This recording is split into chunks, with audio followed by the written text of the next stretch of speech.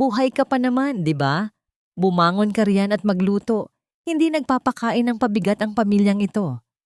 Ang malupit na hatol na ito ay umalingaw-ngaw sa gitna ng madilim na kwarto kung saan nanunuot ang amoy ng pinagpawisang sakit at matinding lagnat. Nakatayo si Rosa, ang kanyang biyenan, suot ang malinis na floral na bestida, nakahalukip-kip at nakatingin kay Felina na parang isang basurang nakaharang sa daanan. Ang pinakamasakit na kabalintunaan ay hindi ang 40 gradong lagnat na sumusunog sa bawat selula ng katawan ni Felina, kundi ang halimuyak na sumisingit sa siwang ng pinto. Mula sa maliwanag na kusina sa ibaba, umaalingasaw ang bango ng lechon manok na nagmamantika at ang ginigisang toyo at bawang. Isang masaganang hapunan ang matiyagang inihanda ni Rosa para sa kanyang paboritong anak na si Mateo na kararating lang galing sa trabaho. Upang maluto ang manok na yon, kinakailangang gumana ang microwave at umandar ng buong liwanag ang mga bombilya sa buong palapag. At para patuloy na dumaloy ang kuryenteng iyon, naroon, nakapatong ng maayos sa ibabaw ng maliit na kabinet sa tabi ng higaan ni Felina, ang resibo ng Meralco na nakapangalan sa kanya, binayaran mula sa mga huling sentimo ng kanyang pinaghirapang sahod. Ang babaeng umubos ng kanyang lakas, nagbayad ng kuryente, bumili ng pagkain at bumalikat sa lahat ng gastusin ng pamilyang ito ay nakahigang nanginginig at pinagpapawisan ng malamig. Tuyong-tuyo ang kanyang mga labi na halos magbitak-bitak na sa uhaw, ngunit wala man lang makapag-abot ng kahit isang basong maligamgam na tubig. Samantala, ang mga taong nagpapakasarap sa kanyang dugo at pawis ay may ganang tumayo sa kanyang harapan at tawagin siyang pabigat. Lumapit si Rosa. Nakakunot ang noo dahil sa amoy ng kulob na silid. Ang kanyang kamay na may pulang cutics ay walang awang humablot sa nag-iisang manipis na kumot na nakabalot sa nanginginig na katawan ni Felina. Isang matinding panlalamig ang gumapang mula sa talampakan ni Felina, paakyat sa kanyang gulugod. Nanginig ang kanyang kalamnan. Bumaliktad ang kanyang sikmura, hindi dahil sa gutom, kundi dahil sa pandidiri, sa maruming kasinungalingan ng tinatawag nilang pagmamahal ng pamilya. Hindi siya umiyak. Ang labis na sakit ng katawan at ang pagkakayapak sa kanyang pagkatao ay tila nagpayelo sa kanyang mga luha. Ang hiya, ang matinding pagkaaba, ay hubad na bumalot sa kanya. Pakiramdam niya ay hinubaran siya ng dignidad at ginawang basahan sa loob mismo ng bahay na kanyang itinaguyod. Ano, magtutulog-tulugan ka na lang ba dyan? Si Mateo, pagod na pagod sa trabaho?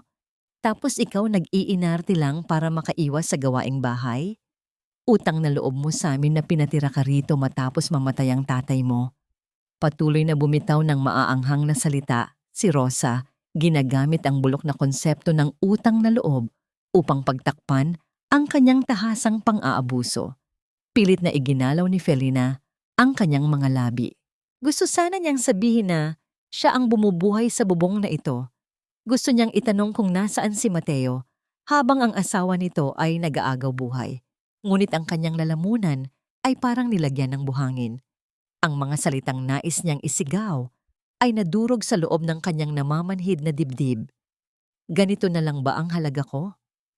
Isang tanong na bumasag sa kanyang kaluluwa. Ang kanyang taos-pusong pagmamahal, ang kanyang bulag na pagtitiis na makamit lamang ang isang tahimik na tahanan ay nauwi lamang sa pagkasimot ng kanyang buong pagkatao. Dahil sa walang nakuhang sagot kundi isang mahinang pag-ungol mula kay Felina, umismid si Rosa ng may matinding pandidiri. Umikot siya at humakbang palabas.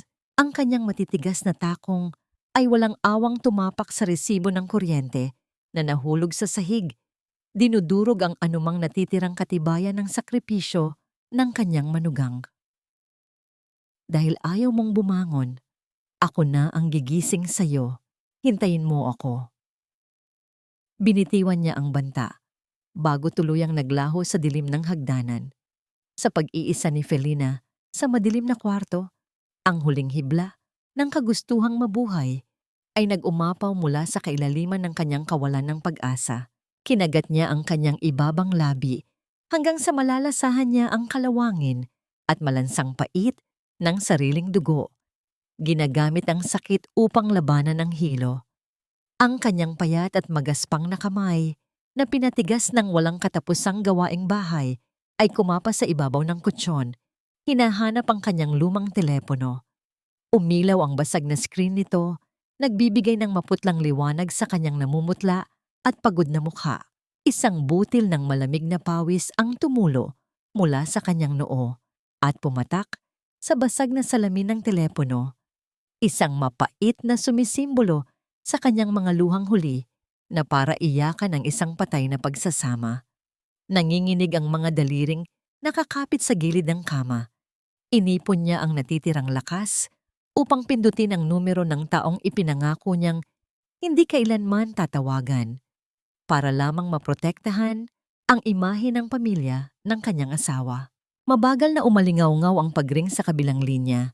Bumabaon sa hanging puno ng hinanakit. May sumagot. Isang malalim at matatag na boses ng lalaki ang narinig mula sa telepono. Humigop ng hangin si Felina at sa pagkakataong yon, tuluyan nang bumagsak ang kanyang mga luha. Tito Tomas, tulungan mo ako. Kukunin nila ang buhay ko. Mahinang bulong yon na pinutol ng kanyang paos na paghinga, ang kanyang unang paghingi ng saklolo at ang huling deklarasyon ng digmaan. Dumulas ang telepono mula sa kanyang kamay at bumagsak sa malamig na sahig. Ipinikit niya ang kanyang mga mata, hinayaang lamunin ang kanyang kamalayan ng madilim na kawalan. Mula sa ibaba, narinig niya ang mabibigat na hakbang ni Rosa, paakyat ng hagdan. Ngayon, kasabay ng tunog ng takong, ay ang alon ng tubig na umaapaw mula sa isang palanggana. Talagang nagdala ng malamig na tubig ang kanyang biyenan upang isaboy sa kanyang nanginginig na katawan. Nakatawid na ang dulo ng sapatos ni Rosa sa hamba ng pinto. Ang kanyang braso ay nakataas na, handa nang ibuhos ang tubig sa walang malay na bulto sa kama, nang biglang may mangyari. Isang matinding puwersa ang yumanig sa bakal na gate sa labas ng bahay, napakalakas na nagpaugoy sa mga salamin ng bintana sa ikalawang palapag. Hindi iyon karaniwang pagkatok ng isang bisita. Iyon ay ang marahas na paghampas ng mga taong dumating upang wasakin ang pekeng kapayapaan ng pamilyang ito. Kasunod nito ay ang malalim at mabagsik na utos ng mga lalaking pilit na binubuksan ng tarangkahan. Napatalon si Rosa sa gulat.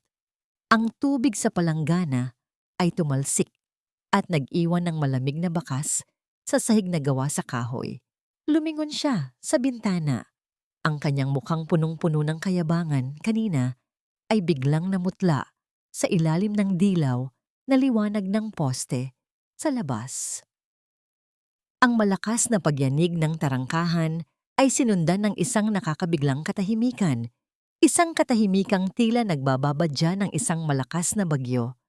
Napabitaw si Rosa sa palangganang hawak niya at ang malamig na tubig ay tuluyang bumuhos sa sahig. Nababasa ang dulo ng kanyang maruming duster habang ang kanyang puso ay tila gustong kumawala sa kanyang dibdib dahil sa kaba. Mula sa bintana, nasaksihan niya ang pagpasok ng isang itim at makintab na sasakyan sa kanilang maliit na bakuran.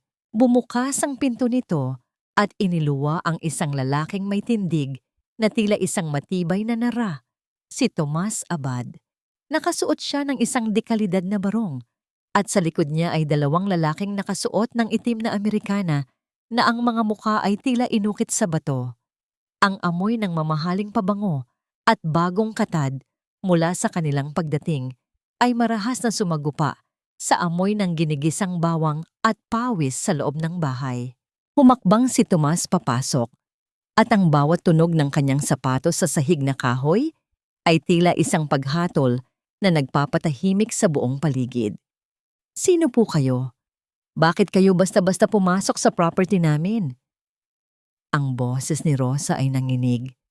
Pilit na ibinabalik ang kanyang huwad na katapangan habang nakatayo sa tuktok ng hagdan. Magtatawag ako ng pulis. Wala kayong karapatang mambulabog dito. Tumigil si Tomas sa paanan ng hagdan. Hindi siya tumingala ng may takot, kundi may kasamang matinding pait at galit sa kanyang mga mata. Nasaan si Felina? May sakit ang manugang ko. Inaasikaso ko nga siya, di ba nakikita niyo? Itinuro ni Rosa ang natapon na tubig, pilit na binabaluktot ang katotohanan. Ganyan ba ang turo sa inyo? Ang pumasok sa bahay ng may sakit para lang manggulo? Utang na loob. Umalis na kayo, bago ko kayo ipakulong. Hindi pinansin ni Tomas ang mga daldal ni Rosa. Humakbang siya paakyat, mabilis at walang pag-aalinlangan. Ang dalawang lalaking kasama niya ay humarang sa daraanan ni Rosa, sapat na upang mapaurong ang matanda sa gilid ng pasilyo. Pumasok si Tomas sa madilim na kwarto at doon ay tumambad sa kanya ang kalunos-lunos na kalagayan ng anak ng kanyang yumaong amo.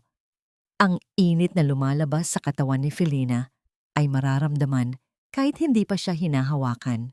Ang kanyang mukha ay kasing puti ng papel at ang kanyang paghinga ay tila isang kandilang malapit ng mamatay. Dahan-dahang binuhat ni Tomas ang nanghihinang katawan ni Felina. Sa gitna ng kanyang malabong paningin, naramdaman ni Felina ang pamilyar na init at tatag ng mga bisig na minsan nang nagligtas sa kanya noong bata pa siya. Habang binabaybay nila ang pasilyo palabas, isang mapait na amoy ang muling sumagi sa ilong ni Felina, ang bango ng lechon manok na nakahain sa mesa. Habang siya ay inilalabas na parang isang bangkay, ang pamilyang pinagsilbihan niya ay nakahanda ng magpakabusog sa pagkaing binili ng kanyang sariling pera. Ang kabalintunang ito ay tila isang sampal na gumising sa kanyang natitirang kamalayan. Wait! Saan niyo siya dadalhin? You can't just take her like that. Asawa siya ni Mateo. Sigaw ni Rosa mula sa likuran. Ang boses ay puno ng takot na baka mawalan sila ng gatasan. Tomas, you have no right. This is kidnapping. Tumigil si Tomas sa tapat ng pinto. Hindi lumingon, ngunit ang kanyang boses ay tila talim ng kumpit na humihiwa sa hangin. Subukan mong humakbang paabante, Rosa, at tinitiyak ko sa'yo, bago matapos ang gabing ito, ang bahay na ito ay hindi na sa inyo. I am taking what is not yours. Isinakay si Felina sa likod ng sasakyan. Ang malambot at malamig na upuang katad ay isang malaking kaibahan sa matigas at mainit na kutsyon sa bahay ni Mateo. Habang dahan-dahang umaandar ang sasakyan, papalayo sa madilim na eskinita, nakita ni Felina sa bintana ang anino ni Rosa na nakatayo sa beranda, tila isang tulasok na nawalan ng biktima. Tito, I'm so tired. Mahinang ungol ni Felina habang nararamdaman ang pagbilis ng takbo ng sasakyan. Magpahinga ka na, iha. Tapos na ang pagtitiis mo sa impyernong iyon. Bulong ni Tomas habang hinahawakan ang malamig na kamay ng dalaga. We are going to St. Luke's. No one can hurt you there. Ang sasakyan ay lumiko patungo sa maliwanag na highway. Iniiwan ang kadiliman ng nakaraan habang ang asul at pulang ilaw ng lungsod ay sumasalamin sa mga luhang hindi na mapigilan ni Felina. Hindi ito luha ng sakit, kundi luha ng isang pusong nagsisimula nang kumawala sa gapos ng maling katapatan. Ang silid sa St. Luke's ay nababalot ng isang uri ng katahimikang tila nanggagaling sa kailaliman ng dagat. Malamig, payapa, ngunit punong-puno ng tensyon. Ang amoy ng matapang na disinfectant at malinis na linen ay sumasakal sa ilong. Pilit na binubura ang anumang bakas ng dumi at hirap na dinala ni Felina mula sa bahay ng mga Salvador. Ang bawat mahina at ritmikong pagpitik ng heart monitor ay nagsisilbing paalala na ang kanyang buhay ay unti-unti nang bumabalik mula sa bingit ng kamatayan. Nakaupo si Doktor Celina Dizon sa tabi ng kama, hawak ang isang clipboard habang tinitingnan ang mga pasimpleng kinuha niyang retrato ng mga pasa sa braso at binti ni Felina. Ang kanyang mukha ay seryoso. Ang kanyang mga mata ay nag-aapoy sa tahimik na galit na tanging isang doktor na nakasaksi na ng libu-libong pang-aabuso ang makakaramdam. Felina, hindi lang lagnat ang kalaban mo rito. Your body, is screaming for help. Ang mga pasang ito, hindi ito nakuha sa aksidente. Mahinang sabi ni Doktor. Si Lina habang tinitingnan ang dulo ng kanyang pluma. Hindi sumagot si Felina. Nakatingin lang siya sa maputing kisame. Tila doon niya hinahanap ang nawawalang piraso ng kanyang sarili. Ang kanyang katawan ay tila gawa sa basag na bubog na pinagdikit-dikit lamang ng swero. Biglang bumukas ang pinto ng silid. Ang tunog ng mabilis at mabigat na hakbang ng sapatos na katad ay umalingaw-ngaw sa tahimik na pasilyo. Pumasok si Mateo. Ang kanyang buhok ay magulo at ang kanyang barong ay may bahid ng pawis. Isang perpektong anyo ng isang nag-aalalang asawa. Ngunit para kay Felina, ang amoy na dala ni Mateo ay hindi amoy ng pag-aalala, kundi ang malansang amoy ng lechon manok na kinain nito habang siya ay naghihingalo. Hon, oh my God, what happened? I was so shocked nang malaman ko na kinuha ka raw ni Tomas. Ang boses ni Mateo ay puno ng pekeng panginginig habang lumalapit sa kama. Tumingin si Doktor. Si Lina kay Mateo nang may matinding panunuri bago tumayo at lumabas ng silid upang bigyan sila ng sandaling privacy. Bagaman, alam ng doktor na ang ebidensya ay nasa kanyang mga kamay na. Nang masiguro ni Mateo na wala ng ibang tao, dahan-dahan niyang isinara ang kurtina sa paligid ng kama ni Felina. Ang liwanag ng buwan na sumisilip sa bintana ay nagbigay ng isang nakakatakot na anino sa kanyang mukha. Ang kanyang mapagmahal na anyo ay biglang naglaho, pinalitan ng isang malamig at matigas na ekspresyon. Umupo siya sa gilid ng kama at hinawakan ang kamay ni Felina. Ngunit hindi ito hawak ng pag-ibig. Ang kanyang hinlalaki ay sadyang idiniin sa sariwang pasa sa pulso ni Felina. Ang pasang iniwan ng pagkakaladkad sa kanya ni Rosa. Felina, do you have any idea kung gaano nakakahiya ang ginawa mo kay Mama? Bulong ni Mateo. Ang kanyang boses ay tila isang ahas na dahan-dahang pumupulupot sa leeg ng kanyang asawa. Nagmukha siyang masama sa harap ng maraming tao dahil sa drama mo. You know she's old. Bakit kailangan mo pang magsumbong kay Tomas? Napasinghap si Felina sa sakit, hindi lang dahil sa diin ng daliri ni Mateo, kundi dahil sa lason ng bawat salitang binibitawan nito. I was dying, Mateo. I was literally dying in that room. Mahinang sagot ni Felina. Ang kanyang boses ay halos isang bulong na lamang. Dying? Don't be so dramatic, Hon. Nilalagnat ka lang. Everyone gets sick. Depensa ni Mateo nang may kasamang mapait na tawa. Pero ang ipahiya ang pamilya natin? That's different. You made us look like monsters. Alam mo namang madasalin si Mama. She's doing her best to take care of us. Konting tiis naman, Felina. Para sa atin din naman ito. 'Di ba? Ginamit ni Mateo ang kanyang pinakamabisang sandata, ang manipulasyon sa pamamagitan ng kabaitan. Inayos niya ang buhok ni Felina at hinalikan ang noo nito, ngunit ang bawat dampi ng kanyang labi ay tila isang tatak ng pag-aari na nakakasuka. Sige na, let's forget this. Once na lumabas ka rito, we will go home and you will apologize to Mama. Sabihin mo na lang na nagdeliryo ka dahil sa lagnat, kaya ka nakagawa ng eksena. After that, we'll be okay. Mag-sign lang tayo ng ilang papers para maayos na ang property matters natin. Then we can start fresh. Just the two of us, okay? Ipinikit ni Felina ang kanyang mga mata. Nagkukunwaring nakatulog na dahil sa pagod. Ngunit sa likod ng kanyang mga talukap, ang kanyang isipan ay gising na gising. Ang bawat haplos ni Mateo ay nagpapaalala sa kanya na ang lalaking pinakasalan niya ay hindi ang kanyang tagapagligtas, kundi ang kanyang piitan. Nang marinig ni Felina ang mahinang pag-ungol ni Mateo at ang tunog ng pagbukas ng kanyang telepono, nanatili siyang hindi gumagalaw. Narinig niya ang mahinang bulong ni Mateo sa labas ng kurtina habang may kausap sa tawag. Ma, don't worry. She's asleep. Mukhang nauto ko naman. I'll make sure she signs the papers tomorrow bago pa makialam ang mga tao ni Tomas. Sayang yung shares niya sa construction business. It's worth millions. Konting laro na lang, Ma. Ang lamig na naramdaman ni Felina sa kanyang puso ay mas matindi pa sa lamig ng aircon ng ospital. Sa sandaling iyon, ang huling hibla ng pagmamahal ay tuluyang naputol. Ang katahimikan ni Felina ay hindi na tanda ng pagsuko, kundi ang katahimikan ng isang pagsabog na naghihintay na lamang ng tamang sandali. Sa gitna ng malalim na gabi, ang silid ng ospital ay tila isang kabaong nayari sa puting semento at malamig na bakal. Ang tanging nagbibigay ng buhay ay ang maputlang liwanag mula sa makina sa tabi ng kama na tila isang hiningang nagmula sa kailaliman ng lupa.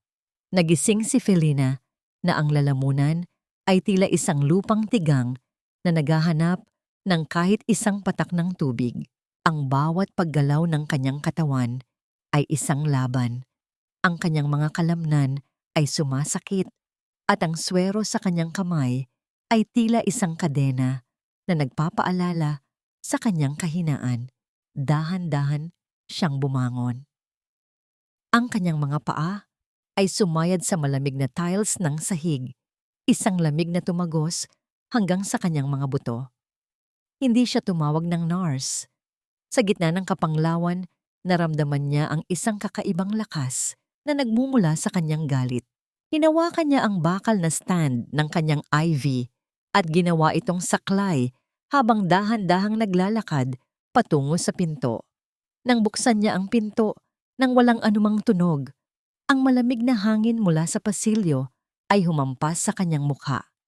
Malapit sa dulo ng pasilyo, sa ilalim ng isang aandap-andap na ilaw na fluorescent, nakita niya ang anino ng isang lalaki. Si Mateo. Nakatalikod ito at may kausap sa kanyang telepono. Ang kanyang boses, na dati ay puno ng tamis at panguuto, ay pinalitan na ngayon ng isang tono na puno ng pagkainip at kasakiman. Ma, stop worrying. Sinabi ko na sa'yo. Hawak ko na sa leeg si Felina. Bulong ni Mateo, ngunit ang bawat salita ay malinaw na umabot sa pandinig ni Felina. Konting drama lang yan. Akala niya siguro talaga concern ako. Once na makapirma siya sa separate property agreement na dinala ni attorney, wala na siyang habol. We can just wait for the annulment later. But for now, we need that 30% shares from her dad's estate. Tumigil ang mundo ni Felina. Ang pintig ng kanyang puso ay tila isang tambol na nagwawasak sa kanyang dibdib. Ang bawat sakripisyo niya sa loob ng 3 taon, ang pagtatrabaho hanggang madaling araw, ang pagtitiis sa mga mura ni Rosa, ang pagpapadala ng pera para sa mga luho ni Mateo ay isa lamang palang mahabang laro para sa mga taong ito. Ma, listen to me.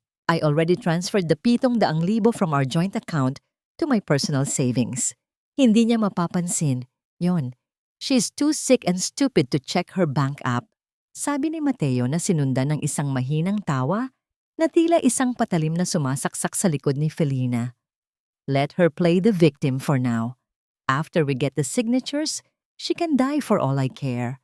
Basta makuha natin ang pera bago pa makialam si Tomas at ang mga abogado niya.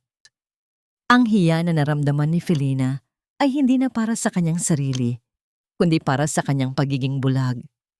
Ang kanyang dignidad ay tila isang basahang itinapon sa kanal, dinudumihan ng mga taong itinuring niyang pamilya. Naramdaman niya ang pait ng sariling dugo sa kanyang bibig dahil sa higpit ng pagkagat niya sa kanyang labi upang hindi makagawa ng anumang ingay. Ang bawat salita ni Mateo ay tila isang hatol na nagsasabing ang kanyang pag-ibig ay isang basura sa mata ng lalaking ito. Sa gitna ng kanyang panlalamig, isang apoy ang nagsimulang mag-alab sa kanyang kalooban. Hindi ito ang apoy ng galit na sumisigaw, kundi ang apoy ng isang pasyang hindi na mababali. Ang kanyang katapatan ay namatay na kasabay ng bawat tawa ni Mateo sa dilim ng pasilyo. Dahan-dahang umatras si Felina pabalik sa loob ng kanyang silid. Iniingatang huwag tumunog ang gulong ng kanyang IV stand. Isinara niya ang pinto at sumandal dito habang ang kanyang luha ay dahan-dahang dumadaloy, hindi dahil sa sakit, kundi dahil sa pagluluksa sa huling labi ng kanyang pagiging tanga. Ilang sandali pa, narinig niya ang tunog ng paghawak sa doorknob mula sa labas. Ang pintuan ay dahan-dahang bumukas. Ang anino ni Mateo ay humaba sa sahig ng silid habang siya ay pumasok. Muling isinusuot ang kanyang maskara ng isang nag-aalalang asawa. "Hon, are you awake?" Mahinang tawag ni Mateo habang lumalapit sa kama. Nanatiling nakapikit si Felina, pinipigilan ang bawat panginginig ng kanyang katawan. Naramdaman niya ang pag-upo ni Mateo sa gilid ng kanyang kama at ang haplos nito sa kanyang buhok. Isang haplos na ngayon ay nararamdaman niya na tila isang gumagapang na uod sa kanyang balat. "Good girl, just sleep. Tomorrow, everything will be settled." Bulong ni Mateo bago ito humiga sa sofa sa gilid ng kama. Sa gitna ng kadiliman, idinilat ni Felina ang kanyang mga mata. Ang kanyang tingin ay nakapako sa bag na dala ni Mateo, kung saan alam niyang nakatago ang mga dokumentong magiging mitya ng kanyang paglaya o ng kanyang tuluyang pagkasira.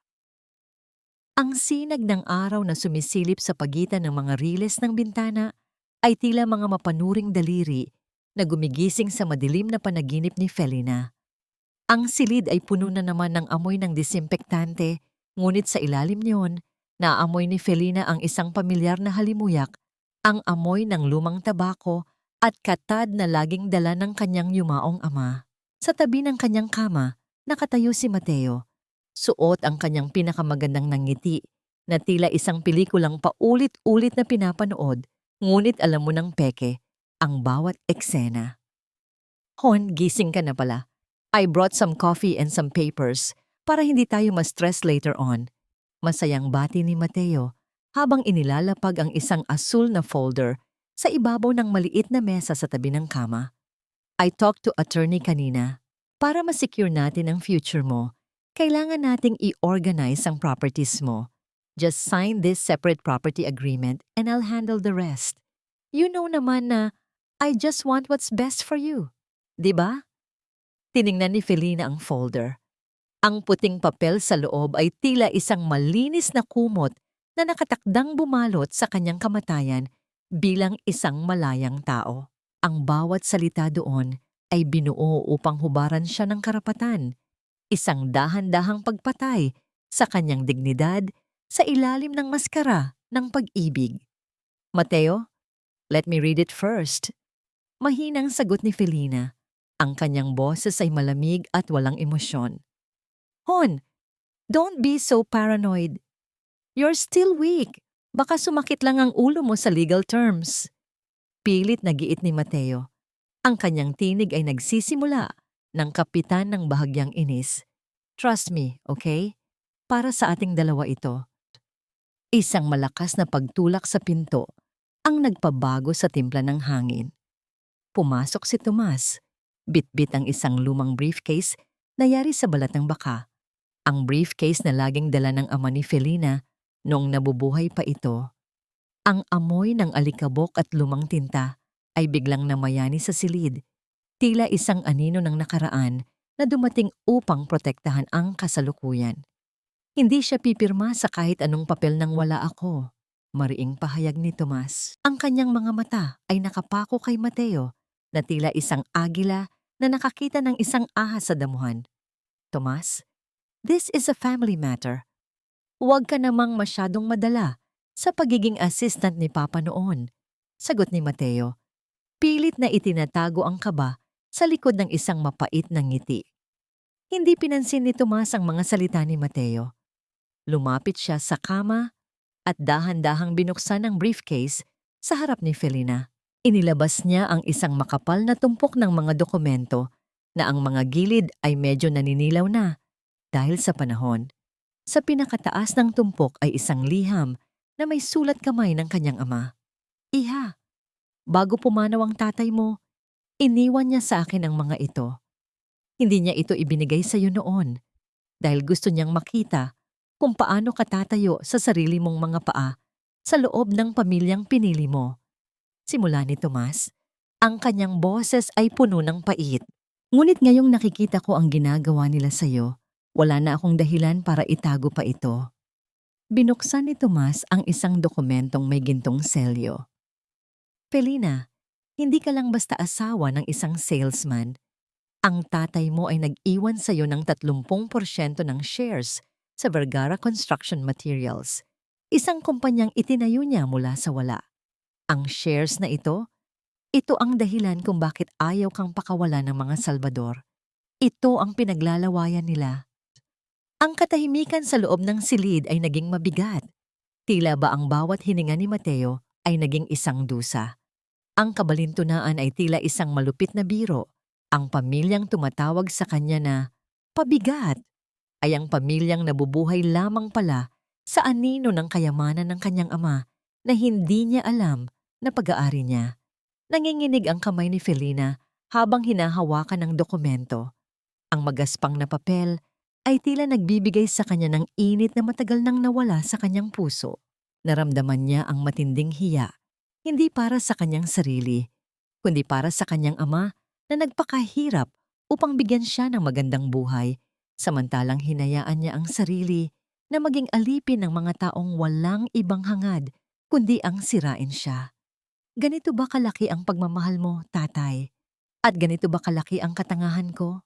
Biglang tumunog ang telepono ni Felina sa ibabaw ng mesa.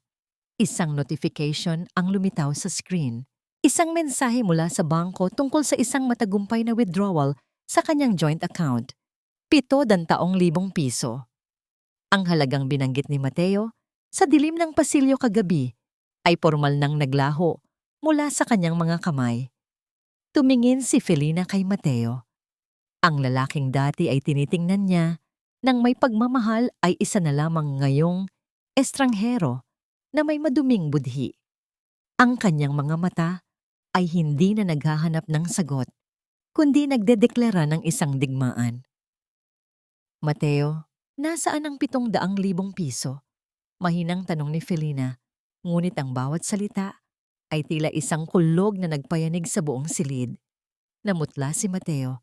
Ang folder na hawak niya ay dahan-dahang bumaba, kasabay ng pagguho ng kanyang maayos na maskara. Sa labas ng bintana, ang langit ay nagsimulang magdilim. Tila sumasang-ayon sa bagyong paparating sa buhay ng mga Salvador. Sa loob ng maputing silid ng ospital, ang bawat pagpatak ng swero ay tila isang orasan na nagbibilang ng mga sandaling natitira sa dating Felina.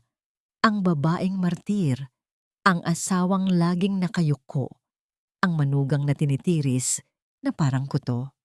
Ang amoy ng gamot at malamig na hangin ay hindi na nagpaparamdam sa kanya ng sakit. Sa halip, ito ay tila isang banal na langis na naglilinis sa kanyang pagkatao mula sa dumi ng pamilya Salvador.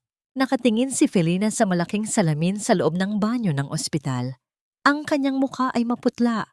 Ang kanyang mga mata ay may malalim na itim na marka ng pagod. Ngunit sa likod ng mga balintataw na yon ay may isang bagong lingas na hindi kayang hipan ng kahit anong mura ni Rosa. Kumuha siya ng isang basong tubig, uminom ng dahan-dahan at naramdaman ang bawat daloy nito sa kanyang tuyong lalamunan. Isang simbolo ng kanyang muling pagkabuhay. Hon, are you okay inside? Bakit ang tagal mo? Ang boses ni Mateo mula sa labas ng banyo ay puno ng pagkainip. Bagaman pilit pa rin nitong pinapanatili ang lambing na tila isang sirang plaka. Lumabas si Felina, suot ang isang maskara ng kahinaan. Pinilit niyang maglakad ng pasuray-suray at humawak sa braso ni Mateo. I'm just dizzy, Mateo. Ang dami kasing nangyayari. About the 700,000. Baka nagkamali lang ang bank app? Maybe we should check it together later? Isang mabilis na kislap ng ginhawa ang dumaan sa mga mata ni Mateo. Exactly, Hon. Sabi ko sa'yo, system error lang yan. Huwag mo nang isipin yun, okay? Ako na ang bahala. Just focus on getting better para makauwi na tayo at makahingi ka ng tawad kay Mama. She's really hurt, you know. Tumango si Felina, isang tango na tila pagsuko ngunit sa loob ay isang pangako ng paghihiganti. You're right. I'll do whatever you want, Mateo. Basta wag mo lang akong iiwan. Nang lumabas si Mateo upang kumuha ng pagkain, mabilis na pumasok si Dr. Selena Dizon. Ang kanyang mga hakbang ay tahimik, ang kanyang mukha ay seryoso, habang iniabot kay Felina ang isang makapal na brown envelope. Felina, everything is here. Ang medical report tungkol sa malnutrition mo, ang mga larawan ng pasa mo, at ang official statement ko tungkol sa psychological trauma na nakita ko sa iyo, bulong ni Doktor. Selena, ang kanyang boses ay puno ng suporta. I also included the contact of a lawyer friend. Tomas is already waiting for your signal. Thank you, Doc. This is more than enough. Sagot ni Felina. Mabilis na itinago ang envelope sa ilalim ng kanyang unan. Ang bawat salita ni Dr. Selena ay tila isang baluti na bumabalot sa kanyang marupok na puso. Ilang sandali pa, dumating si Tomas dala ang isang laptop. Sa loob ng 10 minuto, habang wala si Mateo, mabilis nilang na-access ang joint account statements. Nakita ni Felina ang bawat transaksyon, ang bawat sentimong pinaghirapan niya na napunta sa mga luxury items ni Mateo at sa mga sugal ni Rosa. Ang katotohanan ay tila isang malamig na tubig na ibinuhos sa kanya, ngunit hindi siya nanginig. Iha, handa ka na ba? Once we start this, there's no turning back. Paalala ni Tomas. Ang kanyang mga mata ay puno ng pag-aalala para sa anak ng kanyang matalik na kaibigan. Tito Tomas, matagal na akong patay sa paningin nila. Ang kaharap niyo ngayon ay ang multo ng kanilang mga kasalanan. Malamig na sagot ni Felina. Kinuha ni Felina ang kanyang telepono at sinimulang i-record ang bawat pag-uusap nila ni Mateo simula sa sandaling iyon. Ang bawat manipulasyon, ang bawat pananakot, at ang bawat kasinungalingan ay itatago niya bilang mga bala para sa araw ng paghuhukom. Nang bumalik si Mateo dala ang isang mangkok ng lugaw, nakita niya si Felina na nakahiga ng mahinhin, tila isang tupa na handang magpaubaya. Ngunit sa ilalim ng kumot, ang kanyang mga kamay ay mahigpit na nakakuyom. Hawak ang katotohanang wawasak sa mundong itinayo ng mga Salvador sa ibabaw ng kanyang pagdurusa. Kain ka na, Hon. Tomorrow, we will go home. Mama is preparing a special dinner for us, sabi ni Mateo habang sinusubuan si Felina. Ang bawat subo ng lugaw ay tila isang laso na dahan-dahang pumapatay kay Felina. Ngunit nilunok niya ito. Nilunok niya ang bawat pait at bawat puot, hanggang sa ang kanyang buong pagkatao ay maging isang matalim na sandata na handang tumaga sa leeg ng mga traidor. Ang muling pagtapak ni Felina sa pintuan ng tahanan ng mga Salvador ay tila isang pagbaba sa kailaliman ng isang madilim na balon. Ang hangin sa loob ay mabigat at malapot, puno ng amoy ng lumang kahoy alikabok, at ang nangingibabaw na halimuyak ng insenso na tila ginagamit ni Rosa upang itago ang baho ng kanyang masamang budhi. Ang init sa loob ng bahay ay tila sumasakal sa bawat hininga ni Felina, isang malaking kaibahan sa malamig at malinis na hangin ng ospital na kamakailan lang ay naging kanlungan niya. Mabuti naman at nakauwi ka na, Felina. Look at you. Parang multo ka pa rin sa putla. Bungad ni Rosa. Habang nakaupo sa kanyang paboritong silyon, may hawak na pamaypay na mabilis na ikinakaway. Huwag kang masyadong paimportante. Maraming gawaing bahay ang natambak dahil sa pag-iinarte mo. Walang kibo si Felina. Ibinaba niya ang kanyang gamit at dahan-dahang naupo sa sofa. Ang kanyang katawan ay tila isang marupok na porselana na anumang oras ay maaaring mabasag. Sa katunayan, ang kanyang katahimikan ay ang katahimikan bago ang isang malakas na lindol. Lumapit si Mateo. Dala ang asul na folder na parang isang gintong tropeo. Hon, payo lang ni Mama. It's better if we settle the papers tonight para naman hindi na tayo ma-stress sa mga susunod na araw. If you sign this separate property agreement, it means you trust me with our future. Isang pirma lang and we can go back to how we were before. Tiningnan ni Felina si Mateo ng diretso sa mga mata. Ang lalaking ito, na dati ay pinagkatiwalaan niya ng kanyang buhay, ay tila isang estranghero na may suot na maskara ng pag-ibig, ngunit ang mga mata ay kumikinang sa kasakiman. "I'll sign it, Mateo, but give me tonight to rest." "My head is still spinning." Mahinang sagot ni Felina, pilit na pinapalambot ang kanyang boses upang magmukhang biktima. "Fine, one night. Bukas ng umaga, we expect that folder to be signed, ha?" Sabi ni Rosa nang may kasamang matalas na sulyap bago tumayo at nagtungo sa kusina. Nang sumapit ang hating gabi, ang buong kabahayan ay binalot ng isang nakakatakot na katahimikan. Ang tanging tunog na maririnig ay ang mahinang paghilik ni Mateo sa tabi niya at ang bawat mabigat na tibok ng puso ni Felina. Dahan-dahan siyang bumangon. Ang kanyang mga paa ay maingat na sumasayad sa sahig na kahoy. Iniiwasang gumawa ng kahit anong tunog na maaaring gumising sa natutulog na ahas. Dinala siya ng kanyang mga paa sa opisina ni Mateo sa ibaba. Ang bawat hakbang niya ay tila isang pagsugal sa kanyang sariling buhay. Nararamdaman niya ang malamig na pawis sa kanyang mga palad habang hinahawakan ng doorknob. Ang pintuan ay dahan-dahang bumukas nang walang anumang ingay mula sa mga bisagra. Tila ba ang bahay mismo ay nakikipagtulungan sa kanyang pagtataksil sa mga naninirahan dito. Sa loob ng opisina, mabilis niyang hinanap ang maliit na itim na kahon na naglalaman ng server ng kanilang kamera anini. Gamit ang isang maliit na USB drive na ibinigay ni Tomas, sinimulan niyang i-download ang mga footages ng nakaraang buwan.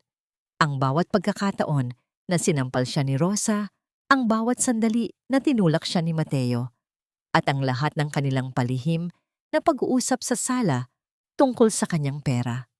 Ang bawat segundo ng pag-usad ng loading bar sa screen ay tila isang taon sa kanyang pakiramdam. Ang lamig ng metal ng USB drive sa kanyang kamay ay nagbibigay sa kanya ng lakas.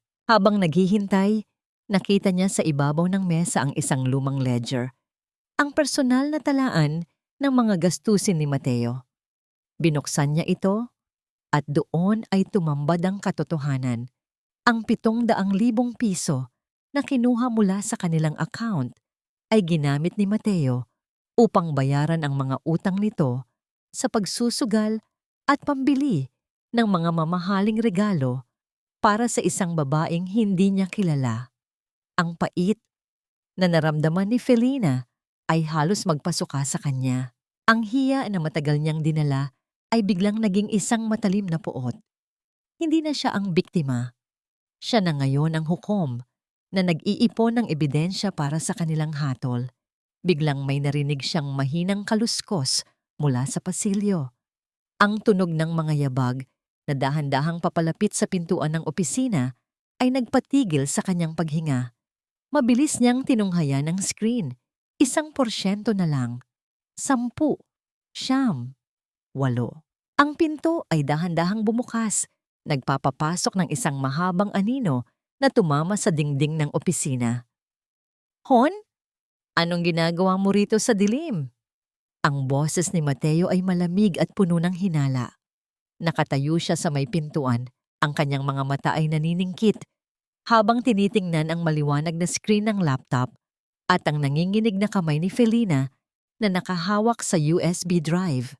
Ang tensyon sa pagitan nila ay tila isang kable ng kuryente na anumang oras ay maaaring maputol at magdulot ng isang malaking sunog.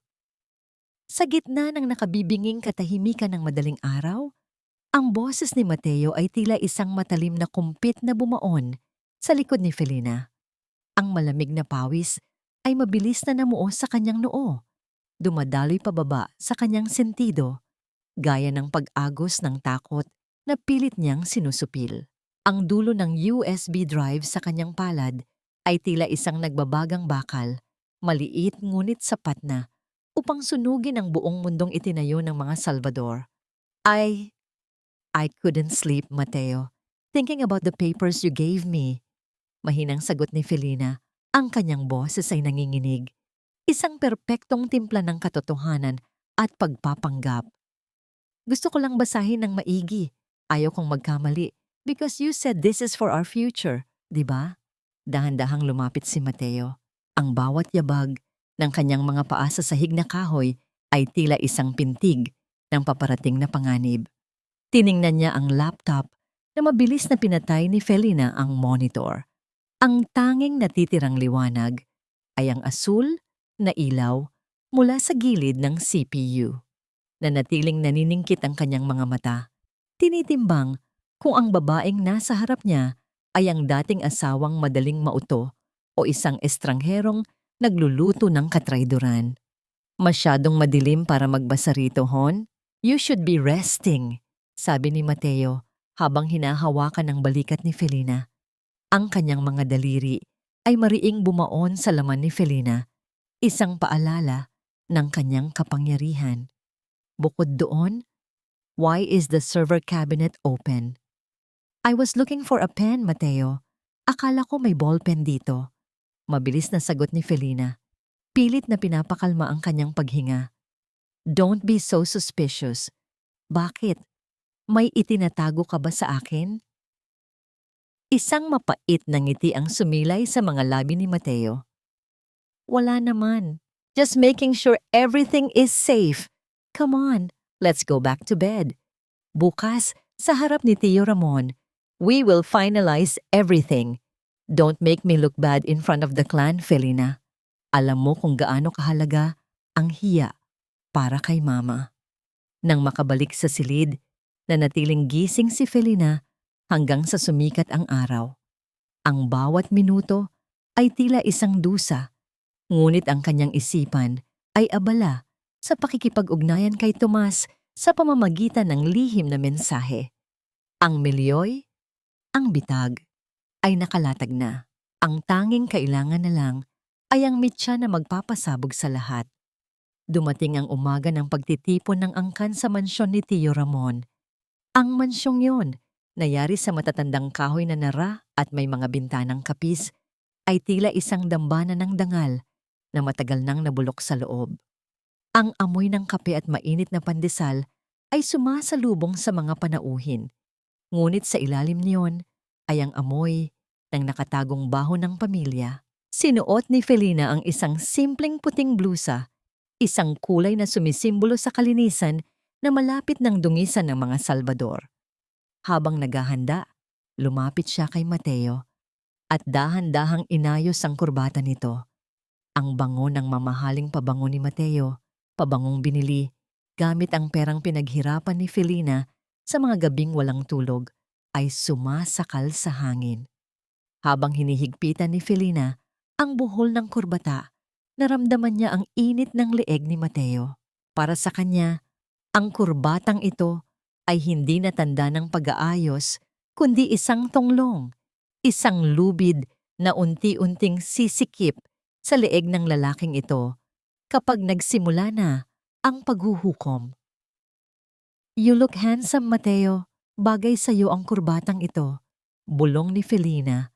Ang kanyang mga mata ay walang emosyon habang nakatingin sa refleksyon ni Mateo sa salamin. And you look tired, Hon.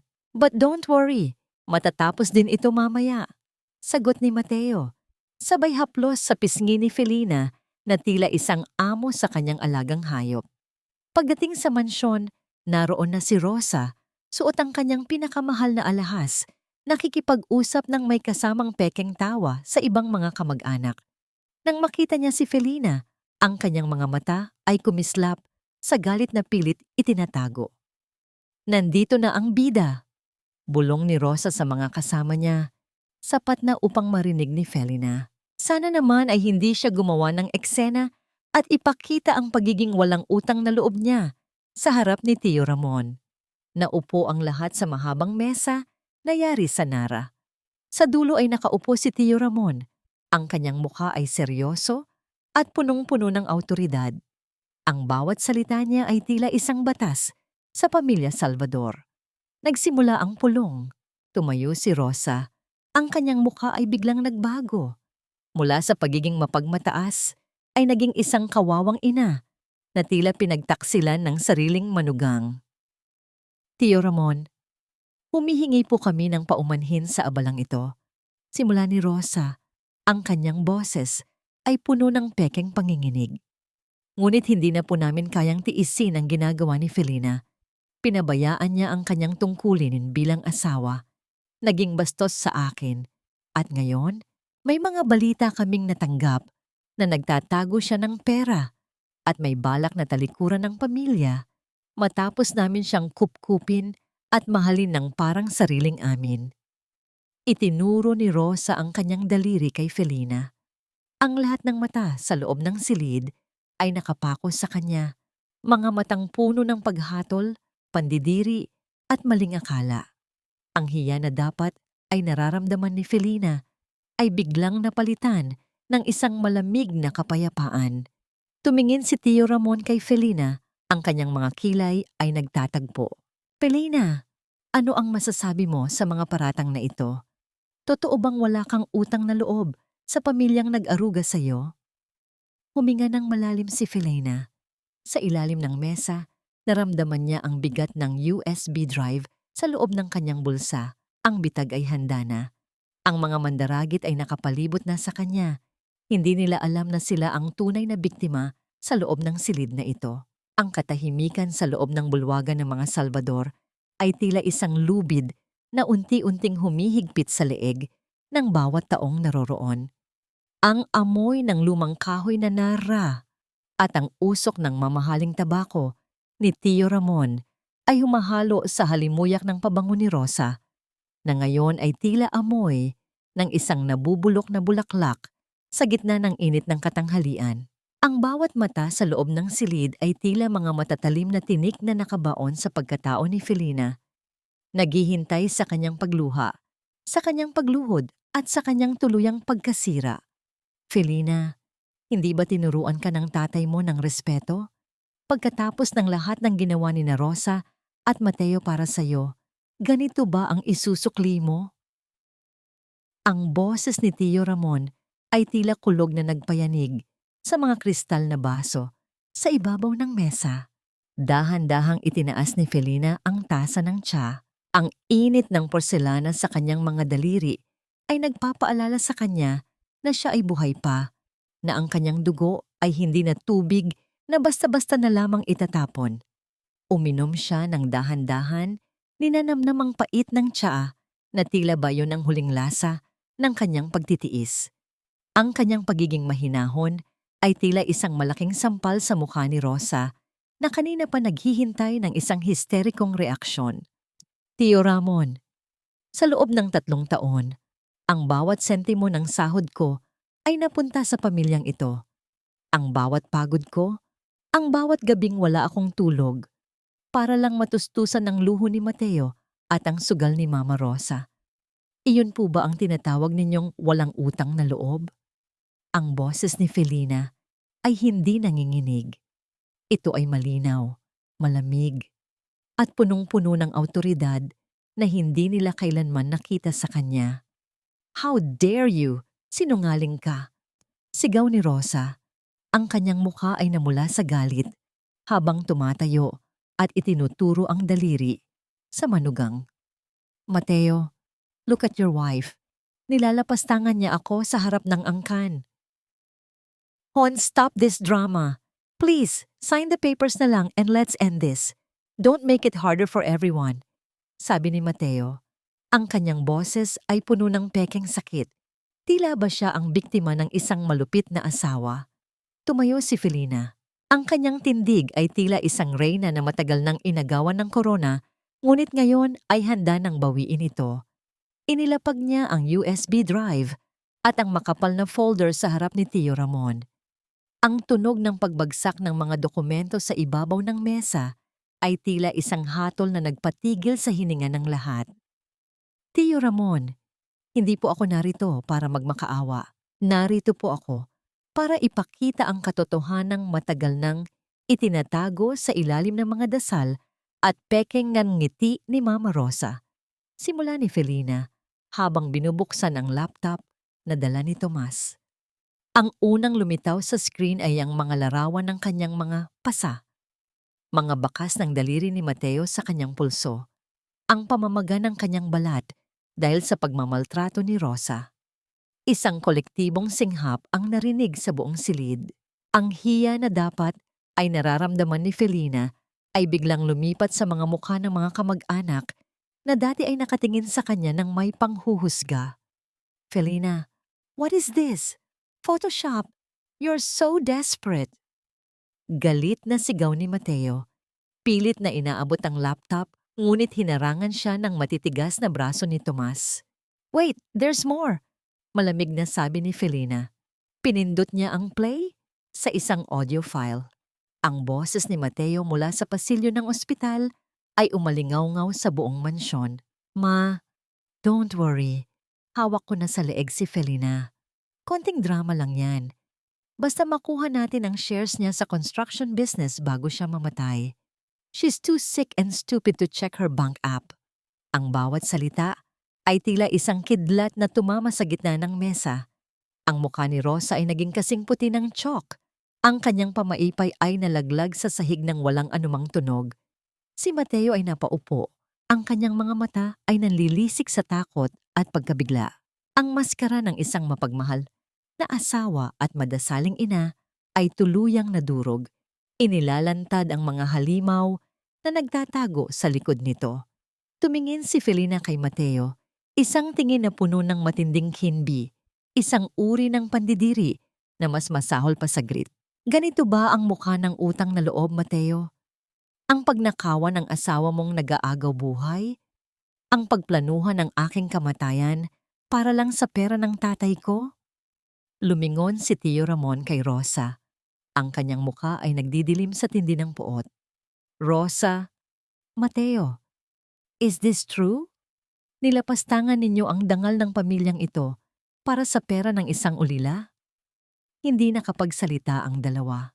Ang tanging maririnig sa loob ng silid ay ang mabigat na paghinga ni Tio Ramon at ang mahinang hikbi ng ilang mga kamag-anak na natauhan.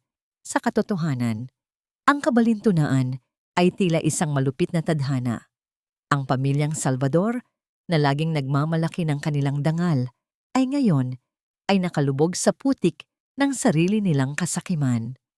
Dahan-dahang kinuha ni Felina ang kanyang bag. Tio Ramon, ang mga dokumentong yan ay patunay din ng pag-transfer ni Mateo ng 700,000 piso mula sa aming account patungo sa kanyang personal savings. I have already filed for annulment and a criminal case for physical abuse and qualified theft. Tumalikod si Felina, hindi na lumingon sa mga taong sumira sa kanyang tiwala. Sa bawat hakbang niya palabas ng mansyon, nararamdaman niya ang paggaan ng kanyang dibdib. Ang hangin sa labas ay tila mas matamis, ang liwanag ng araw ay tila mas maliwanag. Ang kanyang paglalakbay sa dilim ay natapos na, at sa kanyang likuran, iniwan niya ang isang pamilyang nagsisimula ng lamunin ng sarili nilang karma. Ang bawat salitang lumalabas sa speaker ng laptop ay tila mga pako na isa-isang ibinabaon sa kabaong ng dangal ni Rosa at Mateo. Ang boses ni Mateo sa recording, malamig, kalkulado, at punong-puno ng paghamak sa kanyang asawa, ay paulit-ulit na umalingaw-ngaw sa bulwagan. Binabasag ang bawat hibla ng pagpapanggap na pilit nilang itinayo sa loob ng maraming taon. Ang amoy ng lumang nara at ang lamig ng aircon sa mansyon ni Tio Ramon ay tila naging isang silid hukuman kung saan ang katotohanan ay hindi na kayang ikubli ng kahit anong madasaling anyo. Napahawak si Rosa sa kanyang dibdib. Ang kanyang mga daliring may mamahaling singsing ay nanginginig habang pilit na humahanap ng suporta sa gilid ng mesa.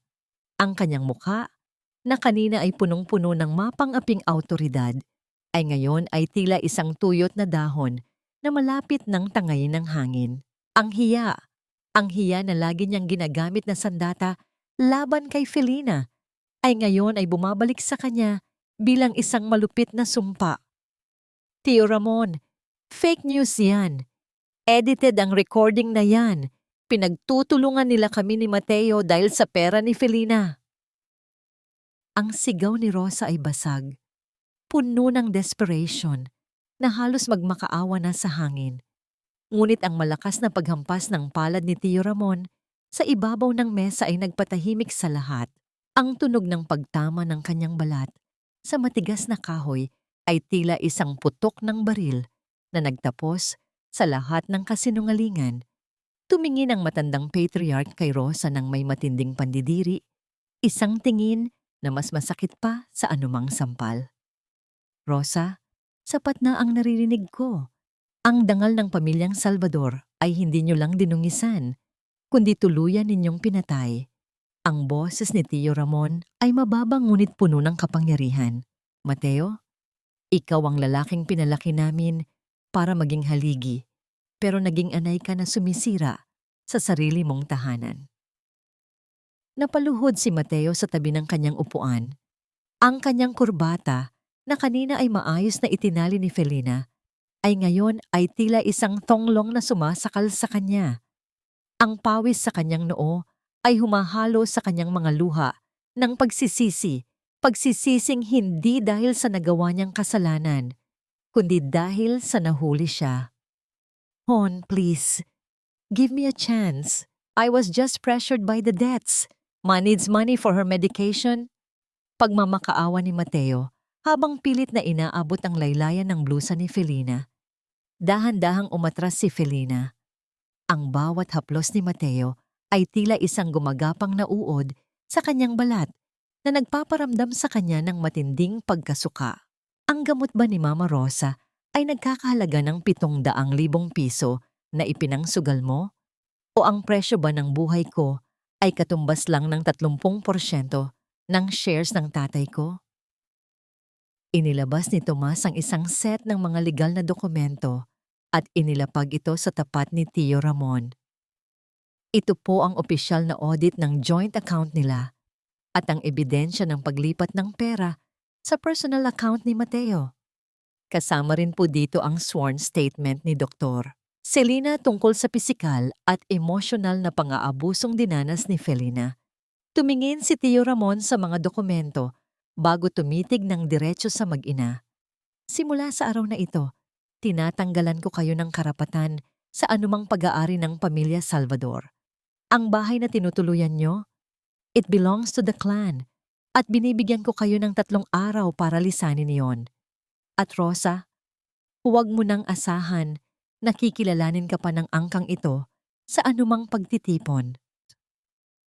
Ang bawat salita ni Tio Ramon ay tila isang mabigat na pako na nagtatakda ng kanilang katapusan. Ang katahimikan ni Felina habang pinagmamasdan ang pagguho ng mundo ng kanyang mga kaaway ay hindi tanda ng kahinaan, kundi tanda ng isang ganap na paglaya. Wala na ang tiis, wala na ang bulag na pagsunod. Mateo, Rosa, ang batas na ang bahala sa inyo. Malamig na pahayag ni Felina. Kasabay ng kanyang pagsasalita, ang pinto ng mansyon ay bumukas at pumasok ang 2 opisyal ng pulisya kasama ang abogado ni Felina. Ang tunog ng pagpihit ng metal ng posas habang inilalabas ito ay tila isang musika sa pandinig ni Felina, ang musika ng katarungan. Mateo Salvador, you are under arrest for qualified theft and violation of RA 9,200 at 62, deklara ng pulis habang hinahawakan ang braso ni Mateo. Napahagulgol si Rosa. Ang kanyang mukha ay nakasubsob sa sahig habang pilit na humihingi ng tawad na wala nang makakarinig. Ang kabalintunaan ay nabuo na. Ang pamilyang dating nagmalaki ng kanilang yaman at pangalan ay ngayon ay nakayuko sa harap ng babaeng itinuring nilang basahan. Naglakad si Felina palabas ng mansyon, kasunod si Tomas. Ang bawat hakbang niya ay tila isang sayaw ng kalayaan. Ang init ng araw sa labas ay hindi na nakakapaso, kundi tila isang yakap ng kanyang yumaong ama na nagsasabing, "Tapos na anak, malaya ka na."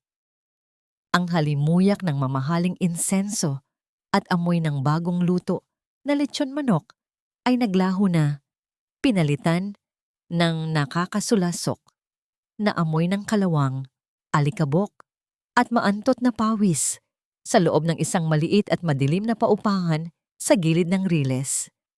Ang bawat patak ng ulan sa bubong na yari sa kinakalawang na yero ay tila mga hampas ng latigo sa natitirang dangal ni Rosa. Wala na ang malambot na silyon, wala na ang mga katulong na handang sumunod sa bawat kumpas ng kanyang daliri. Ang kanyang mga kamay na dati ay puno ng gintong singsing ay ngayon ay magaspang na at may mga sugat dahil sa paglalaban ng sariling damit. Isang gawaing itinuring niyang mababa para sa isang tulad niya. Nakaupo si Rosa sa isang sirang silya, tinitingnan ang isang lata ng sardinas na hati silang dalawa ni Mateo para sa hapunan. Ang bawat subo ng matabang na kanin ay tila isang tinik na bumabara sa kanyang lalamunan. Ang kabalintunaan ay tila isang malupit na multo na humaharap sa kanya. Ang reyna ng mga Salvador ay naging isang pulubi sa sarili niyang bayan. Ma, wala na ba tayong ibang mahihirapan? Attorney said we need more money for the bail, or else I'm going straight to Bilibid. Ang boses ni Mateo ay basag, puno ng desperation at takot. Ang kanyang kurbata ay wala na. Ang kanyang barong ay madumi at gusot. Isang anino na lamang ng lalaking dati ay nagniningning sa kasinungalingan. Saan ako kukuha, Mateo? Kinain na ng utang ang lahat. Ang lahat ng kamag-anak natin, hindi man lang sumasagot sa tawag ko. They treat us like we have a plague. Sigaw ni Rosa. Ang kanyang boses ay nanginginig sa tindi ng hiya at galit. That witch Felina. Sisiguraduhin kong magbabayad siya. Mas stop it! Felina is not the problem anymore. Tayo ang may problema. Kung hindi dahil sa mga utang mo sa sugal, hindi ko sana ginalaw ang pera niya. Biglang sumabog si Mateo. Ang galit niya ay itinuon sa kanyang ina. Ang taong nagturo sa kanya kung paano maging isang halimaw. Ang katahimikan sa loob ng maliit na silid ay naging mabigat, puno ng pagsisisi na huli na para sa lahat. Naramdaman ni Rosa ang hapdi ng kanyang mga mata. Naalala niya ang gabing iniwan niya si Felina na nag-aagaw buhay sa lagnat. Naalala niya kung paano niya itinapon ang kumot nito at tinawag itong pabigat. Ngayon, siya ang nakahiga sa isang manipis na banig, nanginginig sa ginaw ng gabi, at walang sino mang handang mag-abot ng kumot sa kanya. Isang malakas na pagkatok sa pinto ang nagpagulat sa kanila. Hindi ito ang magalang na katok ng isang bisita. Ito ay ang marahas na paghampas ng kamay ng isang taong naniningil ng utang. Ang tunog ng pagyanig ng marupok na pintuan ay tila isang babala na ang kanilang oras ay tuluyan ng naubos. Buksan niyo ito! Alam naming nandyan kayo! We have a court order for eviction! Napatingin si Rosa sa pintuan ng may matinding takot. Ang huling kanlungan nila ay kukunin na rin sa kanila. Wala na silang mapupuntahan. Ang bawat hakbang nila ay tila patungo sa isang malalim na hukay na sila rin ang humukay sa pamamagitan ng kanilang kasakiman. Sa gitna ng kaguluhan, nakita ni Rosa ang isang lumang dyaryo sa sahig. Doon ay nakita niya ang isang maliit na artikulo tungkol sa muling pagbubukas ng Vergara Construction Materials sa ilalim ng pamumuno ni Felina Vergara. Ang retrato ni Felina ay nagniningning, maganda, matatag at malaya. Ang pait sa bibig ni Rosa ay naging isang matinding pagsusuka. Ang tagumpay ni Felina ay ang huling parusa para sa kanilang dalawa. Habang ang biktima nila ay lumilipad na patungo sa liwanag, sila ay mananatiling nakabaon sa putik ng sarili nilang karma. Mateo, wala na. Talong-talo na tayo. Mahinang bulong ni Rosa habang ang pintuan ay tuluyan ng bumukas at ang malamig na hangin ng gabi ay humampas sa kanyang mukha. Ang liwanag ng flashlight ng mga pulis at sheriff ay tumama sa kanilang mga mukha, mga mukhang puno ng hiya, pagkatalo, at kawalan ng pag-asa. Ang mundong itinayo nila sa ibabaw ng luha ng iba ay tuluyan ng gumuho. At sa ilalim ng mga guhong iyon, wala silang natagpuang anuman, kundi ang malamig na katotohanan ng kanilang pagiging makasarili. Tantadi, ang amoy ng lavender at sariwang kape ay namamayani sa loob ng bagong opisina ni Felina. Isang malinis at maliwanag na silid na tila isang dambana ng kanyang muling pagkabuhay. Ang bawat gamit ay maayos na nakalagay, mula sa mga makikintab na folder hanggang sa pluming ginto na regalo ni Tomas. Ang bawat hininga ni Felina dito ay malalim at payapa, malayo sa nakakasakal na amoy ng alikabok at puot sa bahay ng mga Salvador. Nakasuot siya ng isang dekalidad na sutlang blusa at ang kanyang balat ay nagniningning na sa kalusugan, malayo sa maputlang anino ng babaeng muntik nang mamatay sa lagnat. Biglang bumukas ang pinto ng opisina. Isang figura ang pumasok na tila isang tuyot na sanga na kinaladkad ng bagyo. Si Rosa. Ang amoy na dala ni Rosa ay ang maasim na amoy ng pawis, murang sabon, at ang pait ng kahirapan. Ang kanyang buhok na dati ay laging maayos, ay ngayon ay magulo at maputi na, at ang kanyang mga kuko ay itim sa dumi. Wala na ang kanyang mga alahas. Tanging ang kulubot na balat na lamang ang natira sa kanyang mga daliri. Ang bawat hakbang niya ay mabigat, puno ng hiya, na tila isang krus na pasan-pasan niya sa harap ng mga empleyadong nakatingin sa kanya nang may pagtataka. Felina. Iha. Ang boses ni Rosa ay basag, tila isang tuyong lalamunang matagal nang hindi nadadaluyan ng tubig. Hindi tumayo si Felina. Nanatili siyang nakaupo sa kanyang silyon, ang kanyang mga kamay ay magkapatong sa ibabaw ng mesa. Ang kanyang tingin ay kalmado, isang uri ng katahimikang mas nakakatakot kaysa sa anumang sigaw. Pinanood niya ang babaeng dating naghahari sa kanyang buhay na ngayon ay tila isang basahang itinatapon sa paanan ng kanyang tagumpay. Felina, please, I'm begging you. Si Mateo, hindi niya kaya sa loob ng selda. He's losing weight. Nagkakasakit siya. Please withdraw the case. Kahit yung theft charge lang, Felina. Magmakaawa ka sa mga abogado mo. Sabi ni Rosa habang dahan-dahang lumuluhod sa harap ng mesa ni Felina. Ang malakas na tunog ng pagtama ng mga tuhod ni Rosa sa sahig ay umalingaw-ngaw sa tahimik na silid. Ang reyna ng mga Salvador, ang babaeng laging nagmamalaki ng kanyang dangal, ay ngayon ay nakalubog sa putik ng sarili niyang pagmamakaawa. Ang kanyang mga kamay ay pilit na inaabot ang dulo ng sapatos ni Felina, ngunit dahan-dahang iniatras ni Felina ang kanyang mga paa upang hindi madumihan ang kanyang suot. Rosa, bakit ka nandito? You don't belong in this clean office. Mahinang sabi ni Felina, ang bawat salita ay tila isang matalim na yelo. I know I was wrong. Patawarin mo kami, Felina. Akala ko lang naman ay para sa ikabubuti ng pamilya ang lahat. You are a good person, di ba? You are madasalin, like us. Have mercy, Felina.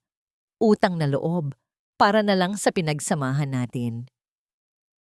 Hagulgol ni Rosa, ang kanyang mga luha ay nag-iiwan ng maduming bakas sa kanyang nanunuyot na mukha.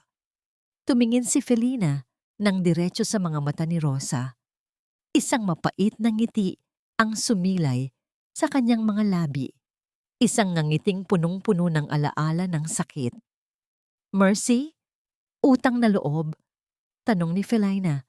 Ang kanyang boses ay naging mas malakas at mas matalim. Nasaan ang mercy mo noong nakahiga ako sa kama na may 40 gradong lagnat? Nasaan ang utang na loob mo noong kinuha ninyo ni Mateo ang 700,000 piso na pinaghirapan ko para lang ipangsugal nyo? Tumigil ang paghagulgol ni Rosa. Ang kanyang mga mata ay nanlaki sa gulat habang naririnig ang bawat sumbat ni Felina. Rosa, nasaan ka noong nagmamakaawa ako ng kahit isang basong tubig habang nanginginig ako sa ginaw dahil kinuha mo ang kumot ko? Nasaan ang pamilyang sinasabi mo noong tinawag mo akong pabigat habang ang pera ko ang bumibili ng pagkaing kinakain nyo? Ang bawat tanong ni Felina ay tila isang sampal na paulit-ulit na tumatama sa mukha ni Rosa. I didn't mean it. Nauutal na depensa ni Rosa. No, you meant it. You meant every bit of it. You saw me as a slave, a bank account with a pulse. Malamig na pahayag ni Felina. Ang bawat luha ko noon, Rosa, ay naging bato na ngayon sa puso ko. You are not asking for forgiveness because you are sorry. You are asking for it because you lost. Tumayo si Felina. Ang kanyang tindig ay puno ng kapangyarihan na tila isang pader na hindi na kayang tibagin. Tinawag niya ang kanyang sekretarya sa pamamagitan ng intercom. Please escort this woman out. She's making the air sour. Utos ni Felina. Hindi na muling tumingin sa nakaluhod na matanda. Hinawakan ng 2 security guard ang mga braso ni Rosa. Ang matanda ay nagpupumiglas, sumisigaw ng mga sumpa at pagmamakaawa habang kinakaladkad palabas ng makintab na pasilyo. Ang bawat sigaw niya ay unti-unting humihina hanggang sa muling bumalik ang katahimikan sa opisina. Naupo muli si Felina. Kinuha niya ang kanyang tasa ng tsa at naramdaman ang init nito. Ang tagumpay na ito ay hindi matamis, ngunit ito ay payapa. Ang hiya na matagal niyang dinala ay tuluyan ng nailibing kasabay ng pag-alis ni Rosa. Ang bawat hapdi ng nakaraan ay naging isang pilat na ngayon ay nagsisilbing tanda ng kanyang katatagan. Tumingin siya sa bintana, sa asul na langit ng Maynila.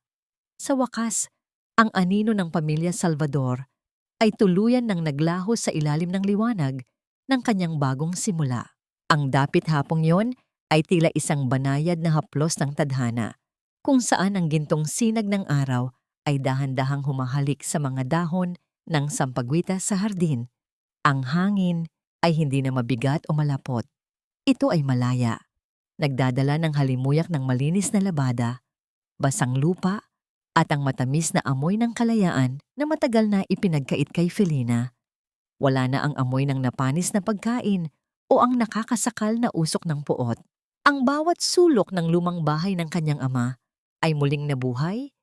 Tila ba ang mga dingding nito ay humihinga ng maluwag kasabay ng kanyang paglaya. Nakaupo si Felina sa beranda. Hawak ang isang tasa ng mainit na tsa. Ang init ng porselana sa kanyang mga palad ay hindi na nagpapaalala sa kanya ng lagnat, kundi ng kapayapaang matagal niyang hinanap. Ang kanyang mga mata ay nakatitig sa retrato ng kanyang ama na maayos na nakasabit sa sala. Ang titig ng ama ay tila nagsasabing, ang lahat ng dusa ay may katapusan at ang bawat pilat ay isang medalya ng tagumpay. Bumukas ang pinto ng kanyang opisina sa ibaba. Isang maliit na kanlungan na itinayo niya para sa mga kababaihang tulad niya ay dumaan sa madidilim na eskinita ng maling pag-ibig. Isang babae ang lumabas, may dalang tissue sa kanyang kamay. Ang mga mata ay namumula sa yak ngunit may bakas na ng pag-asa. Thank you, Miss Felina. I thought my life was over, pero dahil sa inyo, I feel like I can breathe again. Mahinang sabi ng babae. Ang kanyang boses ay puno ng utang na loob na hindi nakakasakal, kundi nakakaginhawa. Ngumiti si Felina, isang nangiting hindi napilit. I know it's hard, pero you're safe here now. You don't have to endure it anymore. Tandaan mo, hindi ka pabigat. You are enough. Nang umalis ang babae, muling binalot ng katahimikan ng paligid. Isang katahimikang hindi nakakabingi, kundi nakakakalma. Sa di kalayuan, narinig niya ang balita mula sa radyo ng kapitbahay. Ang pangalang Mateo Salvador ay muling nabanggit. Ang hatol na 10 taong pagkabilanggo ay formal na. At si Rosa ay balitang nakikitira na lamang sa isang charity ward ng isang pampublikong ospital, mag-isa at walang sinumang dumadalaw. Ang pait na dati ay bumabara sa lalamunan ni Felina ay tuluyan ng naglaho. Wala na siyang galit, wala na siyang puot. Ang tanging natitira ay ang malalim na pasasalamat sa sarili dahil sa wakas, pinili niya ang kanyang sarili. Ang hiya na itinanim sa kanya ng mga Salvador ay naging isang matabang lupa kung saan tumubo ang isang bagong Felina. Isang babaeng hindi na kailanman yuyuko sa harap ng kawalang katarungan. Tumayo si Felina at naglakad patungo sa kanyang hardin. Ang bawat hakbang niya sa damuhan ay tila isang sayaw ng pasasalamat. Pinutol niya ang isang tangkay ng sampagita at dinala ito sa kanyang ilong. Ang bango nito ay tila isang panalangin na natupad. Sa huling sandali ng paglubog ng araw, naramdaman ni Felina ang isang malalim na pagpapakawala ng hininga. Ang gabi ay dumarating, ngunit hindi na siya natatakot sa dilim, sapagkat sa loob ng kanyang puso, ang liwanag ng kanyang katotohanan ay hindi na kailanman muling mamamatay. Ang dusa ay natapos na, at ang paghilom ay isa ng walang hanggang paglalakbay.